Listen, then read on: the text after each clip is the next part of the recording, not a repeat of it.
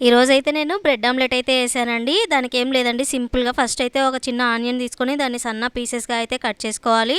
అలానే ఒక medium size అంటే చిన్న టమాటో అయితే తీసుకున్నానండి. దాన్ని కూడా సన్న సన్న ముక్కలుగా అయితే కట్ చేసుకుంటున్నాను.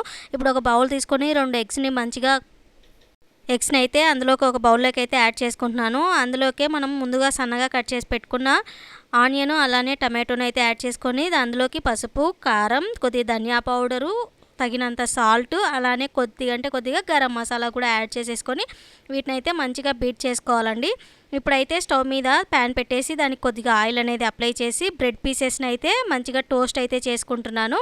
ఇవి టోస్ట్ అయిపోయిన తర్వాత వీటన్నిటిని పక్కకైతే తీసేసుకొని మనం ముందుగా రెడీ చేసి పెట్టుకున్న ఎగ్ మిక్చర్ని అందులోకి వేసేసుకొని ఈ బ్రెడ్ పీసెస్ని దాని మీద చూపిస్తున్న విధంగా అయితే పెట్టుకోవాలండి.